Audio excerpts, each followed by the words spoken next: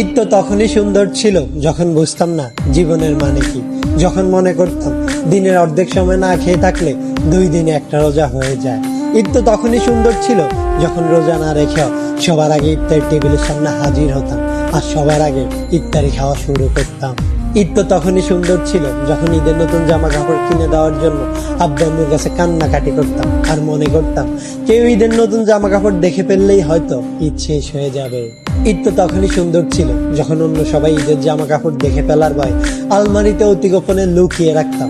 ঈদ তো তখনই সুন্দর ছিল যখন ঈদের দিন সবার পা ধরে সালাম দিতাম আর সালামের জন্য দাঁড়িয়ে থাকতাম। ঈদ তো তখনই সুন্দর ছিল যখন বড়দের দেখতাম তারা কত জায়গায় ঘুরতে যায়, তাদের কত টাকা, আর ভাবতাম কবে জানি বড় হব আর তাদের মতো করে এত সুন্দর করে ঈদ পালন করব। হ্যাঁ, আজ বড় হয়েছে ঠিকই, পকেট ভর্তি আজ অনেক টাকা। ঈদ আজ ঠিকই আছে, কিন্তু হারিয়ে গেছে ছোটবেলায় কাটানো ঈদের সেই আনন্দময় মুহূর্তগুলো। সত্যি অনেক বেশি মিস করি ছোটবেলায় কাটানো ঈদটাকে, যেটা চাইলে কখনো ফিরে পাওয়া সম্ভব নয়।